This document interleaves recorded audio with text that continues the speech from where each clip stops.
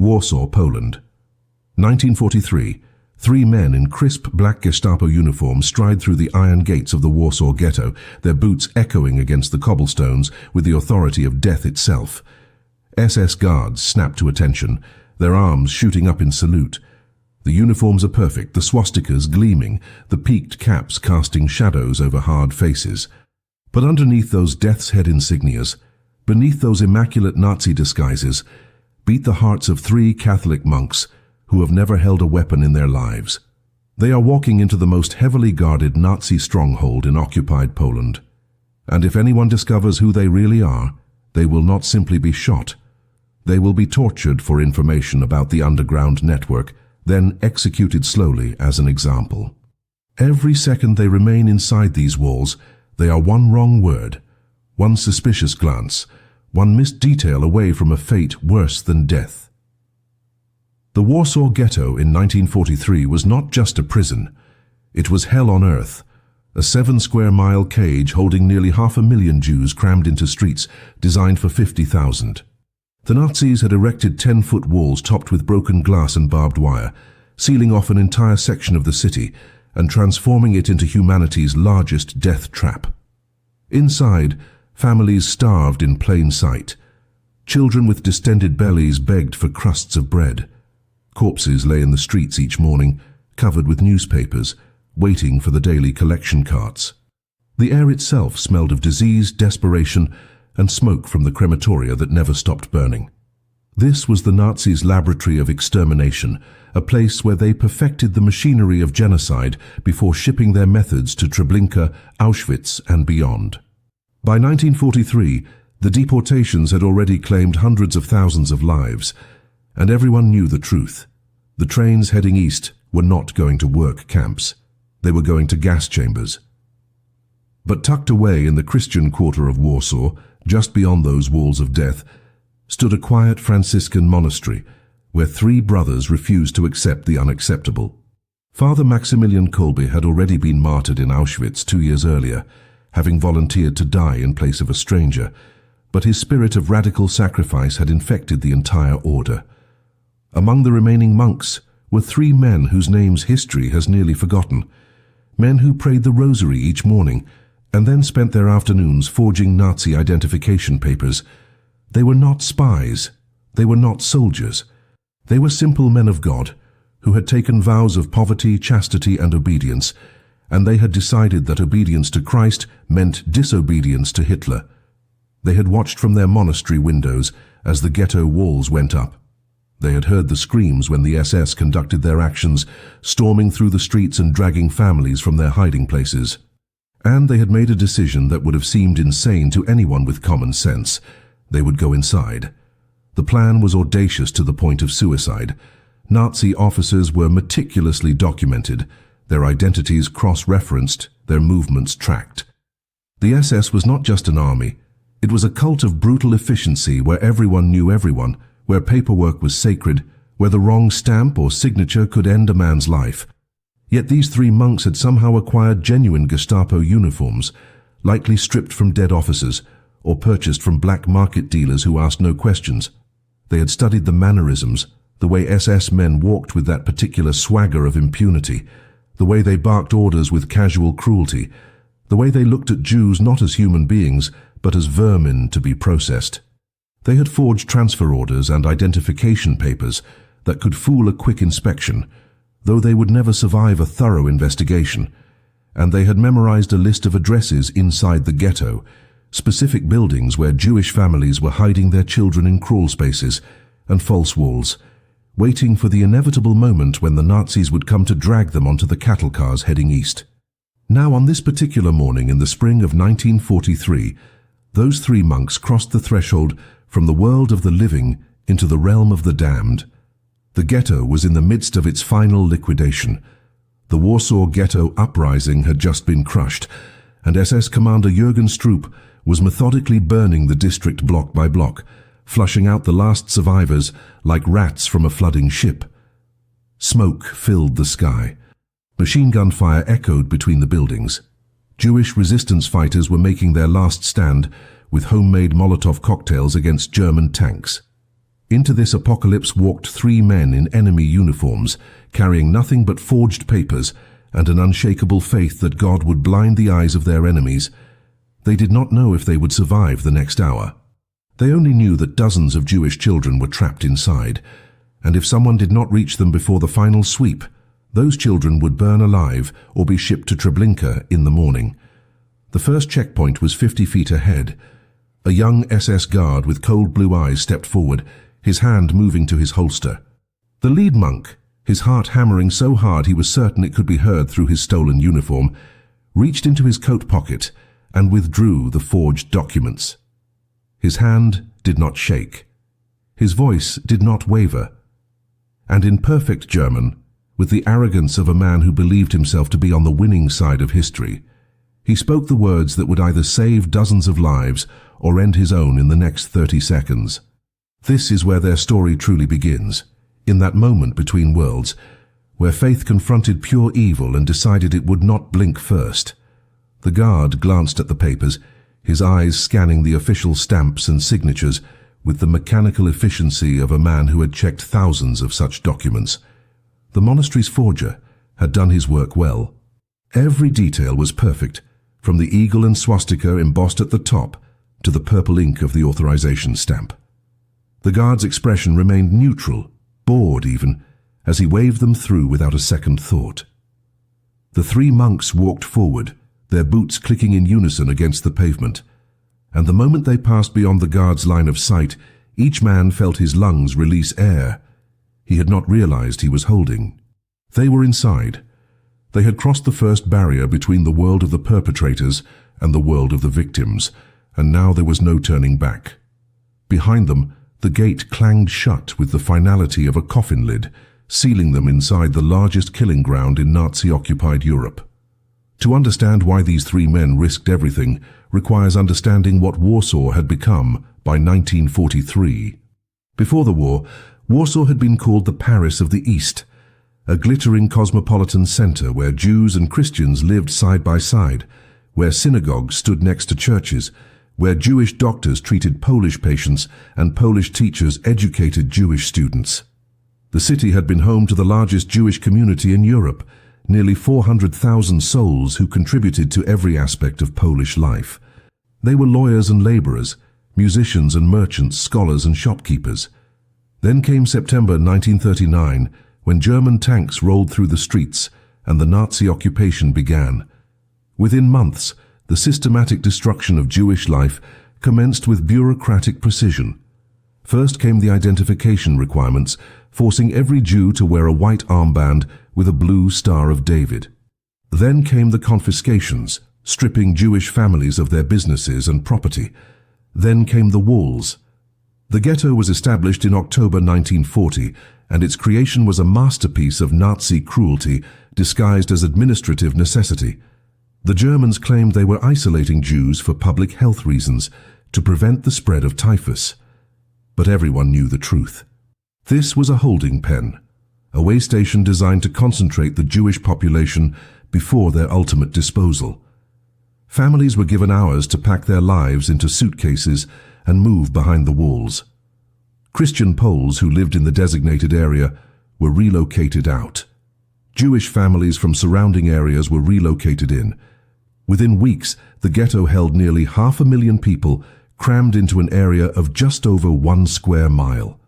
Apartments meant for 4 people now housed 40. Disease spread like wildfire through the overcrowded tenements. Food rations were set at starvation levels, intentionally calculated to provide only 600 calories per day, just enough to keep people alive long enough to be useful for labor before they died of malnutrition.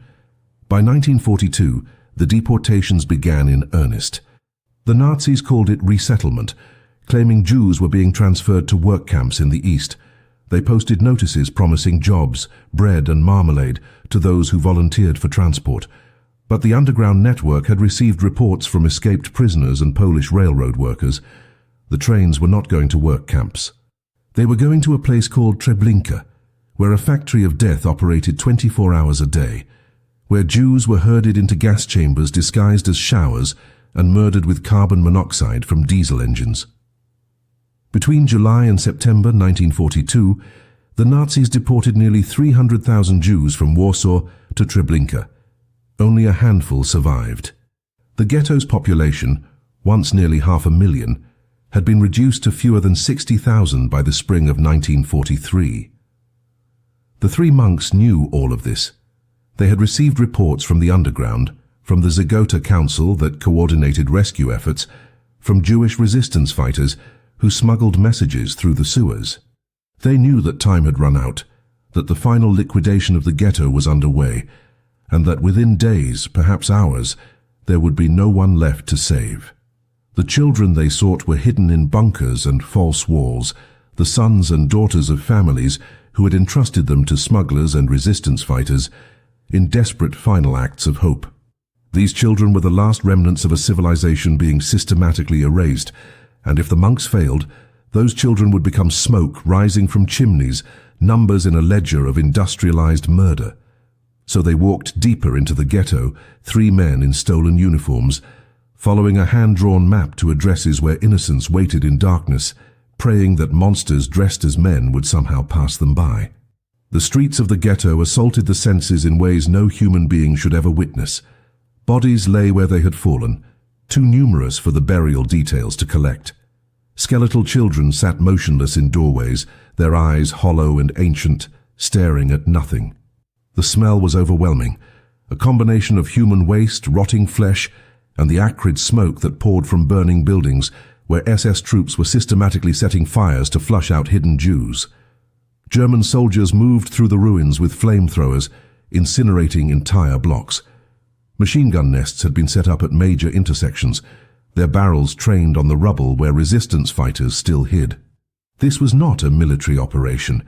This was extermination choreographed with Teutonic efficiency, and the three monks walked through it wearing the uniforms of the executioners, each step a betrayal of everything their eyes were witnessing. They had to maintain their disguise at all costs, which meant they could not react. When an SS officer kicked a starving woman who had collapsed in the street, they had to keep walking. When they passed a group of soldiers dragging a family from a basement hiding place, the parents screaming as children were torn from their arms, they had to look away with the casual indifference of men who saw this as routine work. Every fiber of their being screamed to intervene, to throw off these cursed uniforms and stand with the victims, but they forced themselves to remember the mission. Dozens of children were waiting in hidden locations throughout the ghetto, and if these three monks broke character now, if they revealed themselves as imposters, those children would die. So they walked on, their faces masks of German coldness, while their hearts shattered with every step. This was the terrible calculus of resistance under Nazi occupation. Sometimes saving lives required walking past those you could not save, becoming complicit in evil to prevent greater evil, wearing the face of the devil to do God's work. The lead monk, who we will call Brother Stefan, though that may not have been his real name, carried a leather briefcase that contained the forged transfer documents. The plan was elegant in its simplicity. They would present themselves as Gestapo officers, conducting a special operation to identify children of strategic value for interrogation about underground activities.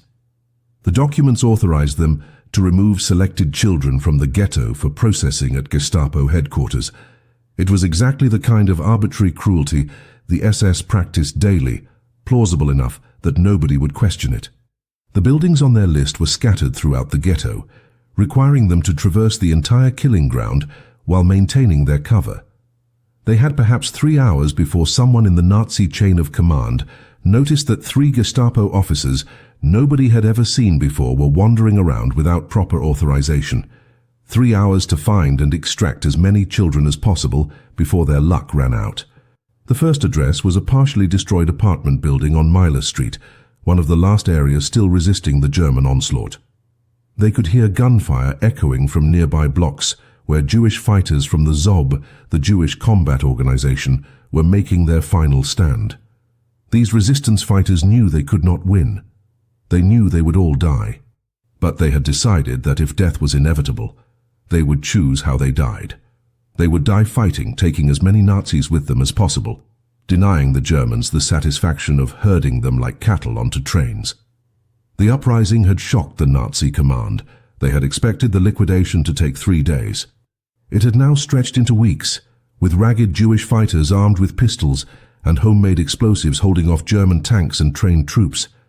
The monks had to navigate through this battlefield, and every moment they remained in the open increased the risk that they would be caught in crossfire, or questioned by an SS officer who actually knew the faces of the real Gestapo agents. Brother Stefan approached the building's entrance, where a Jewish policeman stood guard. These Jewish police were tragic figures, men forced to collaborate with the Nazis in exchange for temporary survival for themselves and their families. They wore blue caps and armbands, and they enforced Nazi orders against their own people, a devil's bargain that bought them nothing in the end except guilt and an extra few months of life before they too were shipped to Treblinka. The policeman saw the Gestapo uniforms and immediately stepped aside, his face draining of color. He knew what Gestapo visits meant. Brother Stefan nodded curtly and pushed past him into the darkened stairwell, his 2 companions following close behind. They climbed the stairs quickly, their boots echoing in the empty building. On the 3rd floor, they found the apartment number written on their map. Brother Stefan knocked 3 times, paused, then knocked twice more. It was the signal. From behind the door came the sound of furniture being moved, and then a crack of light appeared, as the door opened just enough for desperate eyes to peer out into the hallway. The woman who opened the door was perhaps 30 years old.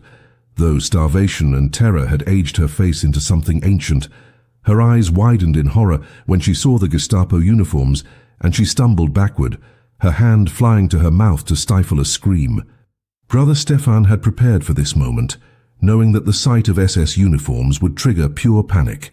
He raised his hand slowly and spoke in Polish, not German, his voice barely above a whisper. He told her they were not Nazis. He told her they had come from Father Wojciech at the monastery. He told her they had come to take the children to safety. The woman stared at him, her mind struggling to process the impossible contradiction before her eyes. Nazi uniforms, Polish words, a promise of rescue. It made no sense, and in the ghetto, things that made no sense were usually traps designed to extract information before the killing began. Brother Stefan understood her hesitation. Trust had been murdered in this place along with everything else. The Nazis had used every form of deception imaginable. They had dressed Jewish collaborators in German uniforms to infiltrate resistance cells. They had promised food to lure starving families into ambushes. They had posted notices guaranteeing safe passage to work camps, only to send those who volunteered directly to gas chambers. Why should this woman believe that 3 men in Gestapo uniforms were actually monks risking their lives to save Jewish children? Brother Stefan reached into his coat, moving slowly so as not to alarm her, and withdrew a small wooden rosary. He held it up where she could see it, the beads worn smooth from decades of prayer. Then he pulled down his collar slightly, revealing the edge of the brown Franciscan habit he wore beneath the stolen Nazi uniform. The woman's eyes filled with tears. She nodded once, quickly, and pulled the door open wide enough for them to enter. The apartment was nearly empty, stripped of furniture and belongings. A single candle burned in the corner, casting shadows that danced across walls scarred by bullet holes from previous Nazi raids.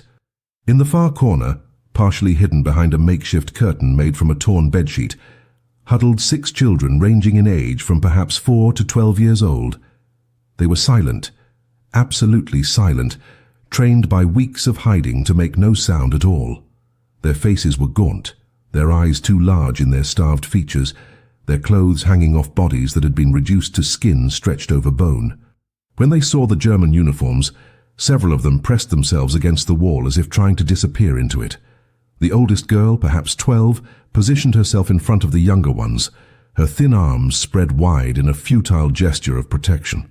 She was ready to die first, if it meant buying the little ones a few more seconds of life. Brother Stefan knelt down, removing his peaked Gestapo cap and setting it on the floor. He spoke to the children in Polish, his voice gentle, explaining who they really were and why they had come. He told them they were going to walk out of the ghetto disguised as prisoners, being transferred for interrogation. He told them they needed to look afraid, which would not be difficult, and they needed to remain absolutely silent, which they had already mastered. He told them that when they reached the monastery, there would be food and beds and safety. The children stared at him with eyes that had seen too much, eyes that no longer believed in fairy tales about safety or food or futures. But the oldest girl stepped forward. She asked a single question. She asked if this was real, if they would truly escape, or if this was another Nazi trick designed to give them hope before crushing it. Brother Stefan looked into her eyes and made a promise he had no guarantee he could keep. He told her it was real, that God had sent them, and that before nightfall they would be free. The woman who had hidden the children moved quickly now, wrapping them in whatever rags could pass for coats, whispering instructions and final blessings. 2 of the children were her own. The others belonged to families who had already been deported or killed, entrusted to her in those final moments when parents realized they would not survive, but desperately hoped their children might. She kissed each child on the forehead, a benediction and a goodbye. Then she turned to Brother Stefan and gripped his arm with surprising strength. She made him swear an oath, right there in that destroyed apartment with the sound of gunfire echoing outside.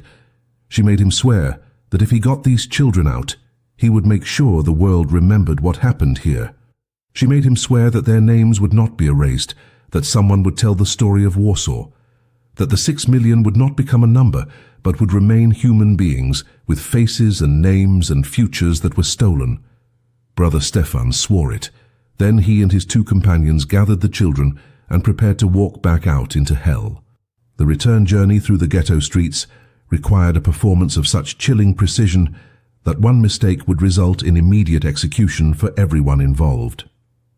Brother Stefan arranged the children in a single file line, and his 2 companion monks took positions at the front and rear. They had to make this look like a routine prisoner transfer, which meant the children had to appear frightened and the monks had to appear cruel. Brother Stefan barked orders in German, his voice harsh and commanding, words that meant nothing but sounded appropriately threatening. The children, already terrified beyond measure, needed no coaching to look like prisoners being marched to their doom. They walked with heads down, shoulders hunched, the very picture of defeated humanity that the Nazis had spent years creating. The performance was hideously convincing because it was barely a performance at all. They moved quickly through the burning streets, avoiding the main thoroughfares where German units were conducting systematic building-by-building searches. The smoke provided cover, thick clouds that reduced visibility and made it difficult to see faces clearly. They passed other SS units who barely glanced at them, too focused on their own operations to question 3 more Gestapo officers moving prisoners through the chaos. At one point, a Wehrmacht lieutenant actually nodded in approval as they passed, apparently impressed by the efficiency of these officers, who had managed to capture an entire group of hidden children. Brother Stefan nodded back, his face an iron mask, while inside his mind screamed prayers for forgiveness for every second he wore this uniform and played this role. They were 3 blocks from the gate when their luck finally wavered. An SS captain emerged from a side street accompanied by 2 subordinates and called out for them to halt. He was young, perhaps 25, with the cruel precision of a true believer who had risen quickly through Nazi ranks by demonstrating exceptional brutality. He approached with the swagger of absolute authority, his eyes scanning the children with the detached interest of a farmer inspecting livestock. He demanded to see their transfer orders. Brother Stefan reached into his briefcase with steady hands, withdrawing the forged documents while maintaining eye contact with the captain. He handed over the papers with the casual confidence of a man who had every right to be there. And the captain began reading, his finger tracing each line with agonizing slowness. Seconds stretched into eternities. One of the children, a small boy no more than 5 years old, began to whimper softly. The captain's eyes snapped up from the documents. The child's fear had broken through the silence, and now the captain was staring at the boy with sudden interest. He stepped closer, ignoring Brother Stefan entirely, and bent down to look into the child's face. He asked the boy a question in German, something casual about his name. The boy understood no German and stared back mutely, tears streaming down his dirt-streaked cheeks. The captain's expression shifted. Something was wrong and he knew it. His hand moved toward his holster, Brother Stefan had perhaps 2 seconds to make a decision that would determine whether everyone survived or everyone died. He could not fight his way out. 3 unarmed monks against trained SS officers in the middle of the ghetto, surrounded by hundreds of German soldiers, was suicide. He could not run. The children would never make it. He had only one weapon left, the power of absolute audacity. Brother Stefan exploded into motion, not with violence but with theatrical rage. He unleashed a torrent of German invective at the captain, his voice rising to a furious bellow that echoed off the ruined buildings. He demanded to know if the captain was questioning the direct orders of Gestapo headquarters. He claimed these children were high-value intelligence assets connected to underground leadership. He suggested that the captain's interference with a classified operation would be reported directly to SS Obergruppenführer Stroop himself. He delivered this performance with such convincing fury, with such authentic-seeming outrage at having his authority questioned, that the captain actually took a step backward. The Nazi bureaucracy ran on fear of superior officers and terror of making mistakes that would be noticed by commanders. The captain hesitated, his eyes moving between the documents, the children, and Brother Stefan's face contorted with manufactured anger. He was caught between suspicion and self-preservation. Finally, after a moment that seemed to last 1,000 years, he handed back the documents, saluted stiffly, and stepped aside. The 3 monks and 6 children walked past him toward the gates, and nobody looked back because looking back would reveal the absolute terror that was threatening to collapse their legs beneath them. The final checkpoint at the ghetto gate represented the most dangerous moment of the entire operation. This was where documentation was examined most carefully, where guards had the time and authorization to verify every detail, where suspicious transfers were routinely stopped and investigated. The 3 monks approached with measured steps, the 6 children between them, knowing that behind them lay the burning hell of the ghetto and ahead lay freedom so close they could almost taste it. The guard at the gate was an older Wehrmacht soldier, not SS, a man whose face showed the weariness of someone who had seen too much and participated in things he could never speak about to his family back in Germany. He gestured for them to halt and extended his hand for the transfer documents. Brother Stefan handed them over, his expression bored and impatient, projecting the attitude of a Gestapo officer who considered Wehrmacht guards to be inferior beings whose job was to process paperwork quickly and ask no questions. The guard examined the documents with excruciating care, cross-referencing the authorization codes against a master list he kept in a worn leather binder.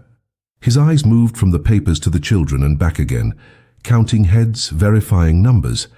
One of the children, the oldest girl who had asked if this rescue was real, began to sway slightly on her feet, the exhaustion and starvation finally overwhelming her adrenaline. Brother Stefan's companion, the monk we will call Brother Tomasz, moved subtly closer to catch her if she fell, but the movement drew the guard's attention. He looked up sharply, his eyes narrowing. He asked a question in German, wanting to know why one of the officers was showing concern for a Jewish prisoner. It was a detail that did not fit the Nazi paradigm, a crack in the performance that could unravel everything. Brother Tomasz responded without hesitation, his German flawless, explaining that the girl possessed critical information about weapons caches, and she was worthless to interrogators if she collapsed and died before questioning. He delivered this explanation with the callous pragmatism of a man discussing damaged equipment rather than a dying child, and the guard seemed satisfied. He returned to examining the documents, flipping through pages, comparing signatures. The tension stretched so tight that Brother Stefan could hear his own heartbeat pounding in his ears like artillery fire. Everything depended on a forger's skill, on ink and paper, and stamps stolen or replicated in a monastery workshop. If one signature was wrong, if one seal was slightly misaligned, if one authorization code failed to match the master list, they would all be arrested immediately. The children would be shot on the spot as a lesson. The 3 monks would be interrogated to reveal the entire underground network, then executed publicly as traitors and Jew lovers. Finally, after an eternity compressed into 90 seconds, the guard folded the documents and handed them back. He waved them through with a casual gesture, already turning his attention to the next group waiting to exit. Just like that, with bureaucratic indifference, he granted passage from death to life. The 3 monks and 6 children walked through the gate, past the walls topped with broken glass and barbed wire, past the armed guards and watchtowers, out of the Warsaw Ghetto, and into the streets of the Aryan side of the city. They maintained their formation for another 3 blocks, continuing the charade until they were safely away from German patrols. Then Brother Stefan led them down a narrow alley and through a maze of back streets toward the monastery. Only when they reached a quiet residential area did they finally allow themselves to pause. Brother Stefan removed his Gestapo cap and threw it against a wall with such force that it left a mark on the brick. The children stood in stunned silence, unable to comprehend that they had actually escaped. They had spent weeks or months in hiding, believing they would die in the ghetto like everyone else, that their names would be lost to history, that nobody would remember they had ever existed. Now they stood on the other side of those walls, breathing air that did not smell of smoke and death, looking at a world that continued to function normally, while behind them an entire civilization was being systematically erased. The oldest girl, the one who had asked if this rescue was real, walked up to Brother Stefan and did something unexpected. She reached out and touched the brown Franciscan habit visible beneath his open coat, as if confirming that he truly was what he claimed to be, that this had not been a fever dream born of starvation and desperation. Then she asked another question, one that Brother Stefan had no answer for. She asked why God had saved her when he allowed so many others to die. Brother Stefan looked into her ancient eyes in her child's face and told her the only truth he knew. He told her that he did not understand God's plan, that faith sometimes meant accepting mystery, but that she had survived for a reason, and her life now carried the weight of testimony. She would live to tell the story of those who died. She would be the voice for the voiceless. She would be the memory that refused to be erased. The monastery stood like an island of sanctuary in a city drowning in darkness. Its stone walls, built centuries earlier, had witnessed wars and plagues and empires rising and falling, but nothing in its long history compared to the evil unfolding in 1943 Warsaw. The 3 monks led the children through a side entrance, avoiding the main gates where German patrols occasionally conducted surprise inspections, looking for hidden Jews and resistance members. Inside the courtyard, other monks waited with blankets and warm soup, their faces streaming with tears of relief and joy. They gathered the children into their arms, these men who had taken vows of celibacy, and would never have children of their own, and they wept openly at the miracle of 6 young lives snatched from the jaws of mechanized death. The children were taken to a hidden basement room, where false walls concealed a network of chambers that had been prepared for exactly this purpose. They were fed carefully, small amounts at first because their starved bodies could not handle a full meal, and they were given clean clothes and real beds for the first time in months. But the mission was far from over. Those 6 children represented just one apartment, one address on a list that contained dozens more. Brother Stefan and his companions had no time to rest or celebrate. The Gestapo uniforms had worked once, which meant they might work again, but every subsequent use increased the risk of exposure exponentially. Someone in the Nazi bureaucracy would eventually notice inconsistencies in the transfer records. Someone would ask questions about Gestapo officers nobody had ever seen before. Someone would cross-reference authorization codes and discover forgeries. The monks had perhaps 24 hours, maybe less, before their scheme was discovered, and the entire German security apparatus descended on the monastery. They had to extract as many children as possible before that window closed. So, after ensuring the first group was safe, after changing into fresh stolen uniforms because the first set was covered in the soot and blood of the ghetto, the 3 monks prepared to go back inside. Over the next 3 days, they made 7 trips into the Warsaw Ghetto. 7 times they walked through those gates wearing the uniforms of genocidal murderers. 7 times they navigated burning streets and sniper fire and random SS patrols. 7 times they knocked on hidden doors and convinced terrified families to trust men dressed as their executioners. 7 times they marched children past German checkpoints and through a city where a single wrong word meant death. The numbers grew. 6 children became 12. 12 became 20. 20 became 32. Each rescue required new forged documents, new cover stories, New performances of casual Nazi cruelty. The strain was inhuman. Brother Tomasz developed a nervous tremor in his hands that he could not control. The third monk, Brother Karol, began having nightmares so violent that he would wake screaming, reliving the moments when they thought they had been discovered. Brother Stefan aged a decade in those 3 days, his hair beginning to show streaks of white, his face developing lines that had not been there before. The closest call came on their 6th trip, when they were inside an apartment building on WWII Street. They had just collected 4 children from a hidden cellar when they heard boots thundering up the stairwell. Real Gestapo officers, conducting a sweep of the building, were approaching their floor. There was no time to hide, and no way to escape. The monks were trapped in a narrow hallway with 4 Jewish children, and seconds before discovery. Brother Karol made a decision that saved them all, but cost him something essential from his soul. He grabbed the oldest child, a boy of perhaps 10, and began dragging him roughly toward the stairs while shouting in German about captured resistance youth. When the real Gestapo officers rounded the corner, they saw what appeared to be fellow officers in the middle of an arrest. Brother Karol barked at them to get out of his way, claiming he had priority orders. The real Gestapo officers, conditioned to accept authority without question, actually helped clear the path, holding open doors as Brother Karol and his companions dragged the children down the stairs and out of the building. The ruse worked perfectly.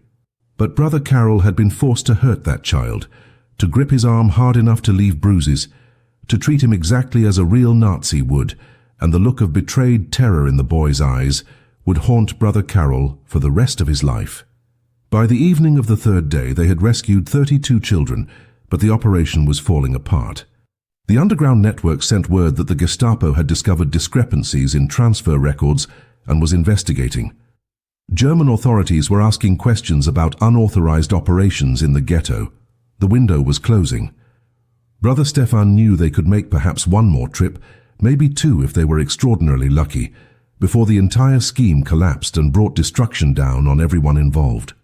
The monastery was now hiding 32 Jewish children in secret chambers, a violation that would result in the execution of every monk in the building if discovered. They had pushed their luck far beyond any reasonable limit. But there were still names on the list, still children waiting in hidden rooms throughout the ghetto, still families who had been promised rescue and were counting on men they had never met to keep their word. Brother Stefan looked at his 2 exhausted companions and asked if they were willing to go back one final time. Neither hesitated.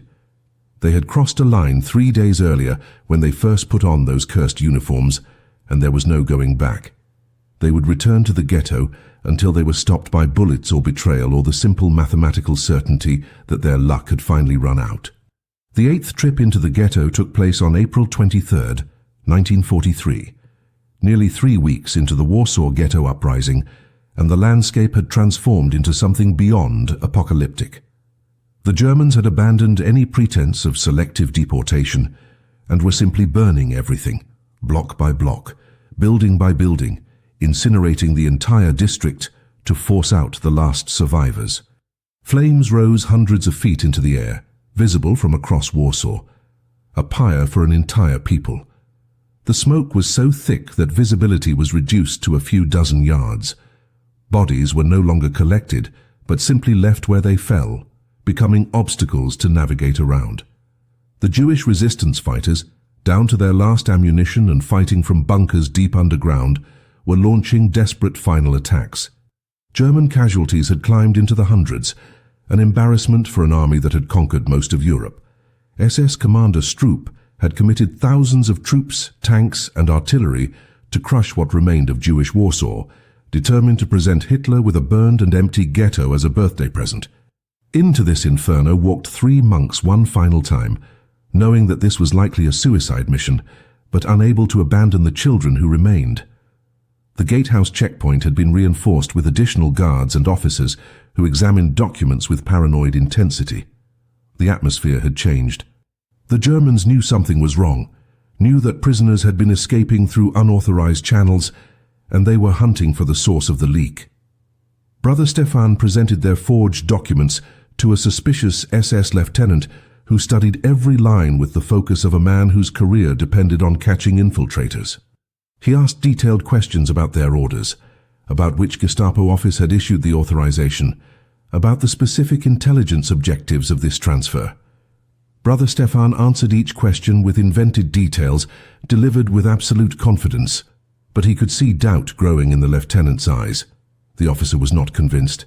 He was reaching for his radio to call headquarters for verification when an explosion shook the ground beneath their feet. A Jewish resistance bunker somewhere nearby had detonated explosives, collapsing a building onto a German patrol. The blast sent a shockwave through the street, and chaos erupted instantly.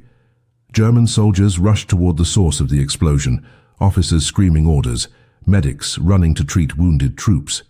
In the confusion, the suspicious lieutenant dropped his radio and joined the response, temporarily forgetting about the 3 Gestapo officers and their questionable paperwork. Brother Stefan seized the moment, gathering his companions and walking through the gate while every German eye was focused elsewhere. They had just been saved by the very resistance fighters whose doomed battle had made their rescue mission necessary. It felt like divine intervention, like God himself was providing cover through the courage of Jews who knew they would not survive but fought anyway to buy others a chance at escape. The address they sought was on Franciscanska Street, one of the last areas still partially standing. The building was half collapsed, its upper floors destroyed by German artillery, but intelligence from the underground indicated that a group of 9 children was hidden in a reinforced basement that had survived the bombardment. Brother Stefan led his companions through streets that resembled the surface of the moon, cratered and burning, the air so hot it seared their lungs with each breath. They passed a squad of SS troops using flamethrowers to burn out a bunker, and they had to watch as screaming figures emerged engulfed in flames, running blindly until German machine guns cut them down. They had to keep walking, had to maintain their disguise, had to remain impassive in the face of horrors that would have broken lesser men. When they finally reached the target building, they found the entrance blocked by rubble. They had to dig through debris with their bare hands, tearing away concrete and twisted metal, their Gestapo uniforms covered in ash and blood, until they exposed a gap large enough to crawl through into the darkness below. The basement was pitch black and silent as a tomb. Brother Stefan called out the recognition code in Polish, but heard nothing in response. He called again, louder, identifying himself as being sent by Father Wojciech, using the names of underground contacts, pleading with whoever was hidden in the darkness to reveal themselves. Still nothing. For a terrible moment, Brother Stefan thought they were too late, that the children had already been discovered and taken, that this final desperate mission had been for nothing. Then from the deepest shadow in the corner came the faint sound of breathing. Brother Tomasz lit a small candle they had brought, and the flickering light revealed 9 children huddled together in absolute silence, staring at the German uniforms with eyes that had moved beyond fear into something like acceptance of death. They ranged in age from perhaps 3 to 14, and they were so starved that their bones showed clearly through translucent skin. The oldest, a girl of 14 who had been protecting the younger ones, had positioned herself in front of them with a piece of broken pipe held in her skeletal hands, ready to fight the Nazis with her last breath before they could touch the children she had been left to guard. Brother Stefan removed his Gestapo cap and knelt before her in the darkness. He showed her his rosary. He showed her the brown habit beneath his uniform.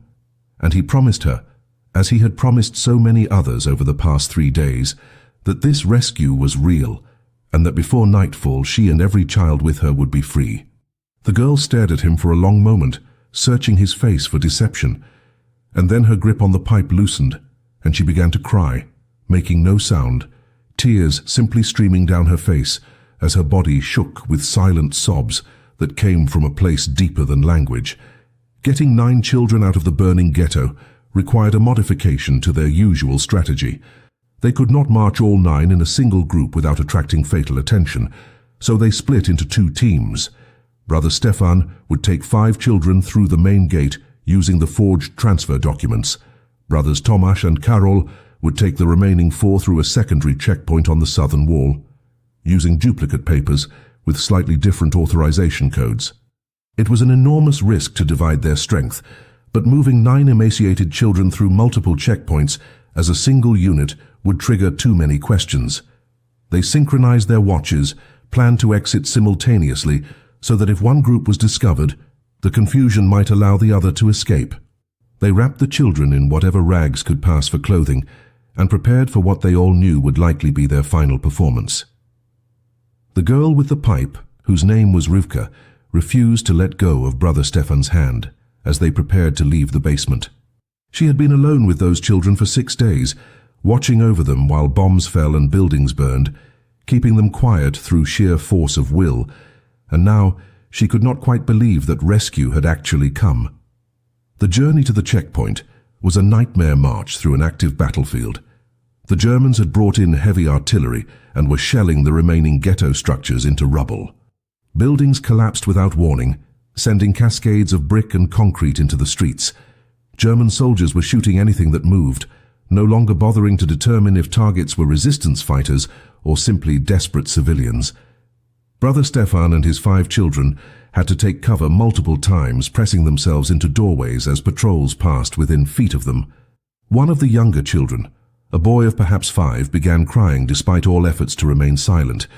Brother Stefan had no choice but to cover the child's mouth with his hand, feeling the small body shake with terror, hating himself for the necessity of silencing a traumatized child, but knowing that a single cry would doom them all. They moved in short sprints between positions of cover, the smoke providing concealment but also disorientation, making it nearly impossible to maintain their bearings in streets that had been transformed into mazes of destruction. They reached the main checkpoint to find it in chaos. A German ammunition truck had been hit by resistance fire and was burning furiously, secondary explosions sending shrapnel in all directions. Guards were scrambling to establish a perimeter and move the fire away from other vehicles. Brother Stefan made a calculated decision. Instead of waiting for order to be restored, he used the chaos as cover, striding toward the gate with absolute authority and barking orders at confused guards to clear a path for his priority transfer. The performance worked because nobody questions a Gestapo officer during a crisis, when everyone is terrified of making mistakes. They were waved through with barely a glance at their documents, and suddenly they were outside the walls, on the Aryan side, breathing air that did not burn their lungs. Brother Stefan did not slow down, did not show any sign of relief, just kept walking at a measured pace until they were blocks away from the checkpoint. Only then did he allow himself to look back at the children following him and see that all 5 were still there, still alive, still moving toward safety. Brothers Tomasz and Karol were not as fortunate. Their route to the southern checkpoint took them directly through an area where German troops were engaged in close combat with the last resistance fighters. Machine gun fire forced them to detour through a burning building, and one of their children, a girl of 7, inhaled so much smoke that she collapsed. Brother Tomasz carried her while Brother Karol shepherded the other 3, but the delay cost them precious minutes. When they finally reached their checkpoint, the brief window of chaos had passed and order had been restored. The guards were on high alert, examining every person and document with intense scrutiny. The lieutenant reviewing their papers noticed something the others had missed throughout all their previous trips.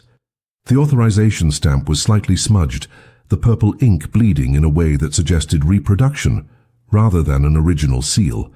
It was a tiny detail, invisible unless you were specifically looking for it, but it was enough. The lieutenant's hand moved toward his holster.